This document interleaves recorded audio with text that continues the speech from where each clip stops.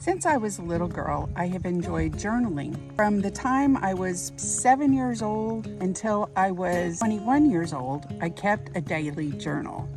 Well, it's carried on into my adult life, but kind of in a different way.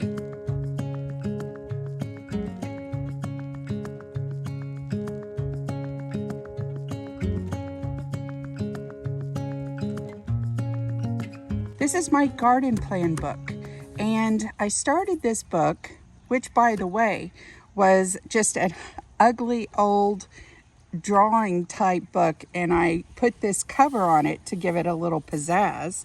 But this book has my garden plans in it, and not only my garden plans, if something is in color, it shows what color pencil that I used, so I'm able to identify it easily to use that same color for the same flowers or for the particular flowers that I drew. So let's just take a look at this. I purposely left a few blank pages in the front because you never know if you want to put something up front or if you make a mistake. If you make a mistake and you say start at the very beginning, you're really kind of messed up because then you can't redo that page. So I give myself a little bit of grace here by leaving a few pages just in case. Here is my first year at attempting to plan out my gardens. This particular book has the year 2023, and this is the very first year that I planted things in the bird garden under the crepe myrtle. So this was my plan. I have my Lilium Asiatic mix, which is the one that I have done videos of before. They're yellow, orange, and white. I planted 14 of them, and most of those came up. I did have some columbines that I planted. None of those came up. Some hostas came up, thank goodness. A Stalvey mix, they didn't come up. Neither did this one. Dicentra pink, none of the columbines, none of the lily of the valleys made it. But I do have a Metallica Japanese painted fern that made it, that is still in the garden. So you could see that a few things made it, but many things did not. And that's okay, because gardening is a trial and error, and you learn by doing. And this is definitely a learn by doing experience for me. And it's a great way to keep track of where I planted the different bulbs and the different seeds so that I know for that particular year. So another thing that I did is not only that garden, but I have the east garden, which is this garden right over here. I planted some standing ovation little blue stream. You could see that I took the pictures from the web page where I got these from and pasted them here because I wanted to see what they look like when they grew. Now I still have them, but they're not as beautiful as this yet. I planted some Apache Sunset Hummingbird mix and bee balm mix. They lasted for maybe a couple of years, but they didn't really grow as much, and this one I don't think ever made it. So this was an example of my east garden, and you could see where I planted everything. I gave everything a number, a corresponding number to the picture, so I knew what they would look like. This is the south garden, which is the garden right back here. And honestly, hardly anything has grown in this garden except for the canna lilies that I planted right here. I had, and I do have one milkweed plant that made it. Now I did have a lucifer that came up, Lucifer crocosmia, I think is how you say that. I did have one of those come up, and it was simply beautiful, and it dried beautifully, but unfortunately it didn't make it.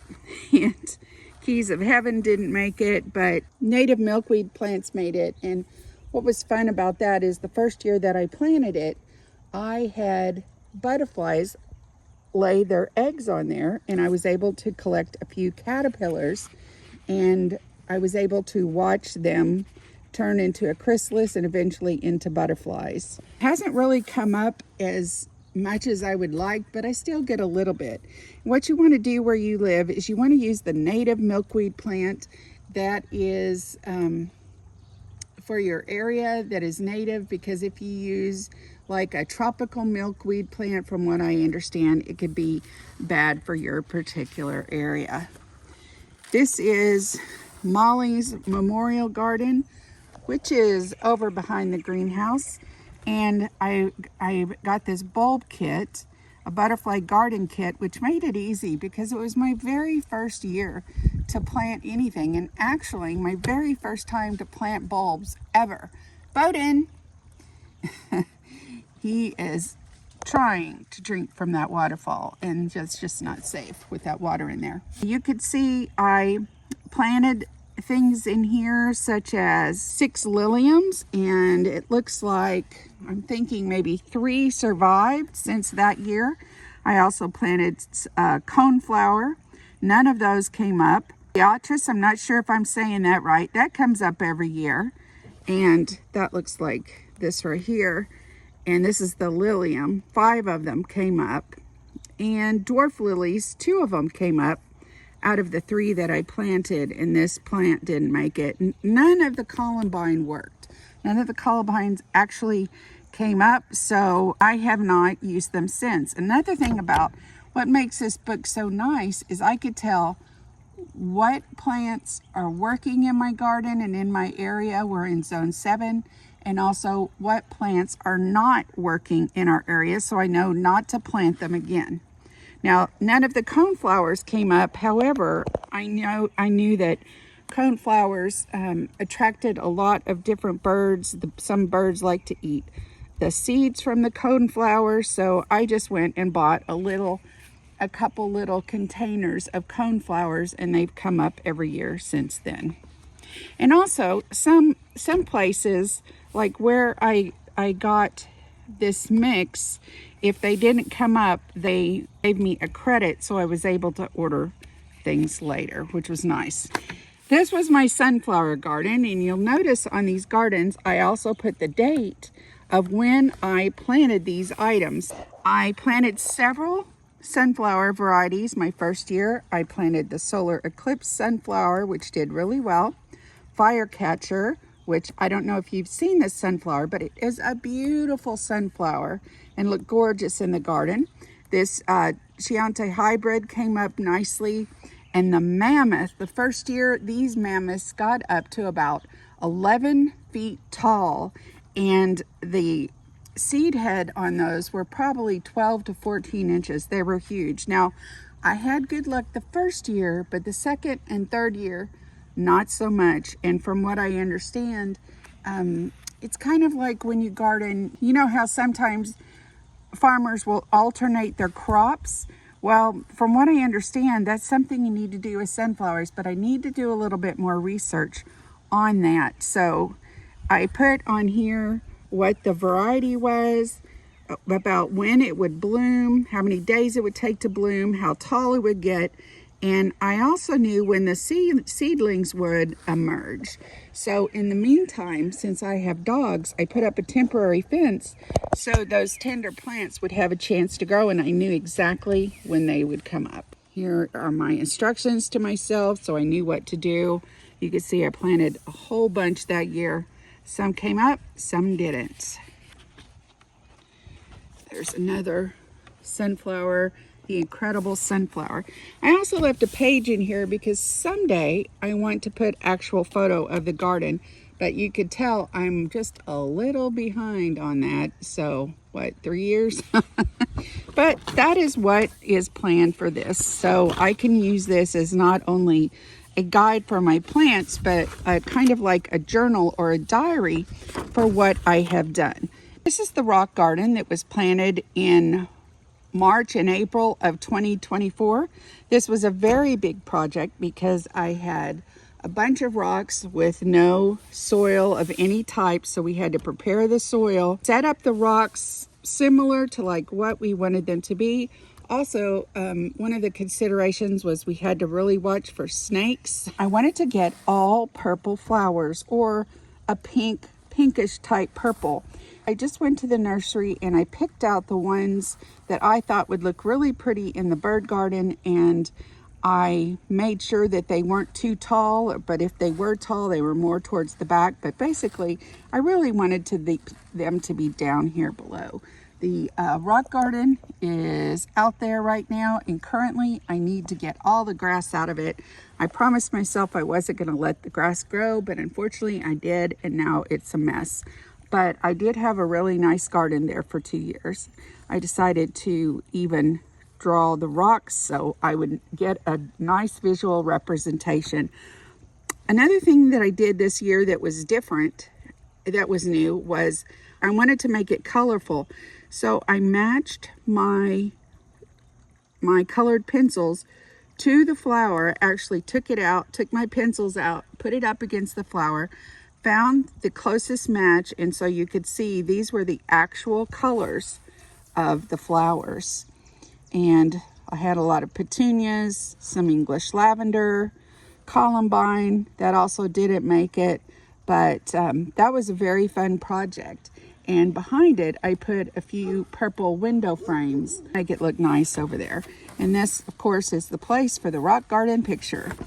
This is Molly's Memorial Garden for 2024. I have the different items in the bird garden that we currently have, including the wishing well, Molly's statue, and this sunflower garden is over this way. These are the liliums. You can see I have orange, I have some yellow, some white, daylilies planted here. I also have the colors of them, and my molly bush, which was given to me, I want to say, I think Molly was still alive when that was given to me by our friend Regina, but I listed all of the plants that I planted, and I put corresponding numbers on it as well.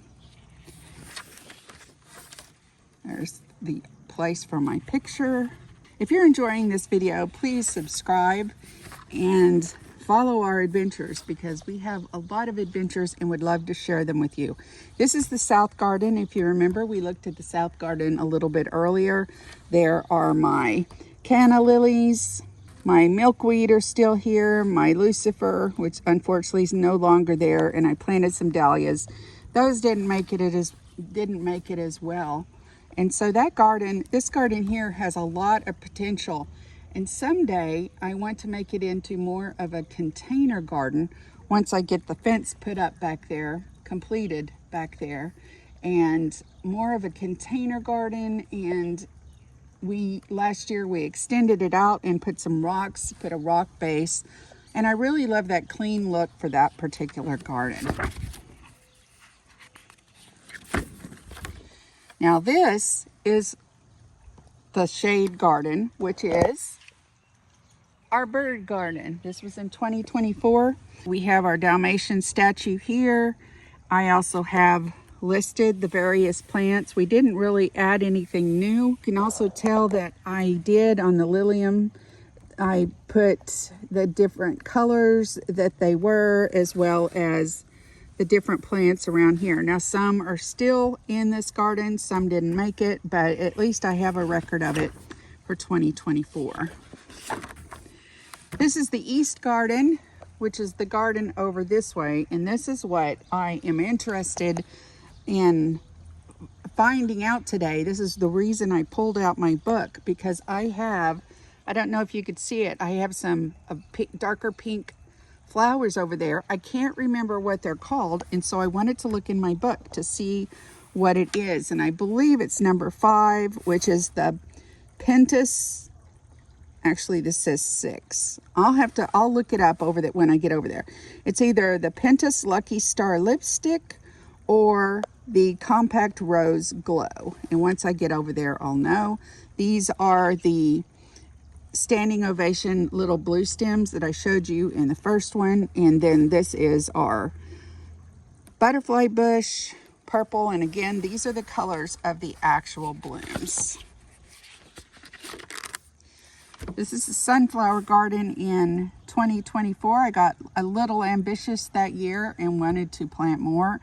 Unfortunately, I believe that was a mistake because in 2024, we added this fence back here on top of our metal fence. And so what happened is, this is a sunflower garden over here.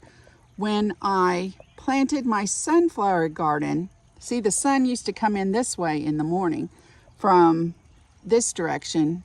And when I did that, I didn't realize that this would be a problem, that my fence actually covered the sun from reaching the sunflowers, and they need lots of sun. So that was my mistake, and I didn't even think about that. I'm fairly new to gardening, didn't realize that. So the next year I shared with Robert, I said, Robert, next year I want to bring that garden out, extend it out more, so the sunflowers have a little bit more to grow. And each year I have projects like that. Last year it was extend these gardens out, extend the garden back here this way, and also we extended that south garden. So that was a project, but this is before we did that. And the sunflowers, when I did plant these, they were very weak and not all of them came up. So last year it was a little bit better, but this year I have a better plan. And that's another benefit of having a book like this, because you know, once you look at this, you could say to yourself, okay, that didn't work, but let's try this the next year. And like I said, gardening is, for me at least, it's just trial and error. Try it and see if it works. If it doesn't work, just move on and try something else. This is Molly's Firehouse Gardens. There's the rock bench. We extended this out in 2021 after we changed our building from a yellow, just a plain old building, to look like a firehouse. So at that time, it was a good time for us to extend these beds out. I believe we have something like, I'm not 100% sure, but I want to say 5,000 tons of rock. We made tons of trips to Russellville and filled that truck up so many times, and it was such a huge job, but it was so worth it. What's nice about putting rock down like this is you can put a layer of your weed fabric down, or some people use cardboard. You can put that down to keep the grass and the weeds from growing back, and it's nice because it's a very clean look, and I don't have to go back and add mulch every year or pull weeds or do anything like that. It's very low maintenance, and I love low maintenance. So this is a busy place now, but when the hummingbirds get here, it's going to be even busier. And the butterfly bushes there are going to have monarchs in October, which I can't wait to share with everyone. It's going to be simply stunning. I did have a small sunflower bush right there, and I do have some seeds I need to plant to give it a little bit of color. I haven't decided if I'm going to put the flower box back up or not. I was recently diagnosed with asthma, and so it is kind of hard to get out and do as much as I want to do, especially with the live streaming of the bird gardens, trying to concentrate more on the birds, and with having asthma, it's just hard for me to stay out for any length of time. Here is the Firehouse, and what's also interesting about this is these plants are the ones that I love to dry, and I know what colors they are if I go back and look. Now, when I do dry flowers, I do put the colors in there, but it's just nice to have a reference like this. I think I have one more. This is the Wildflower garden, which is back in this corner, and that was another one of these places that I wanted to extend that took a lot of time. If you've been with us for any amount of time, you know that getting the old grass out of there and all we had to do to prepare it was just a very, very lengthy process. Getting the rocks in, and I think this was maybe 3,000 tons, I want to say, of rock. As our redbud tree, and our butterfly bush. Now, originally in 2022, I want to say, this was a wildflower garden. I had just thrown seeds in, prepared the ground, thrown the seeds in, and they were beautiful. It was simply gorgeous. When I planted the redbud tree in 2023, the spring, I should say, after Molly crossed over the Rainbow Bridge, what I realized was, because of this tree, and this is before the rock part, okay, the wildflowers were not growing, and that's because there was shade from this tree. I really couldn't till because I didn't want to hurt the roots of the redbud tree, and that's why I went to more of a rock garden. And these are the wildflowers that I used to have. Whole bunch, and they were so pretty, and I love drying them as well as picking them and making arrangements. Now this is my dream someday, a new zinnia garden where I have zinnias here, little bitty pebbles and rocks, and it's kind of between the barn and the clubhouse. However, Robert is not a big fan of complicated mowing, so I don't think this one's actually going to fly, but this is one that I showed him. So I wanted to share my garden book, but let's go over real quick and look at this flower and see what we have over here. Here we go. East Garden. What'd you say, Bee? Are you happy? Are you happy? What those pink flowers are over there. There are the bushes that I trimmed the other day. There's the redbud tree I was talking about, the butterfly bush. All right. Isn't this beautiful? This did not come up last year, but it came up this year. So let's just kind of compare. I could tell exactly what it is. Look, it's number 5, the Pentas Lucky Star lipstick. Isn't that beautiful? So if you have a chance to make one of these, this is a great thing to do during the winter. It really helps you with your planning, and it's fun to go back and look at. So thank you so much for joining us. Please like and subscribe if you enjoy our content. We have lots of nature and lots of things coming up at Molly's Firehouse.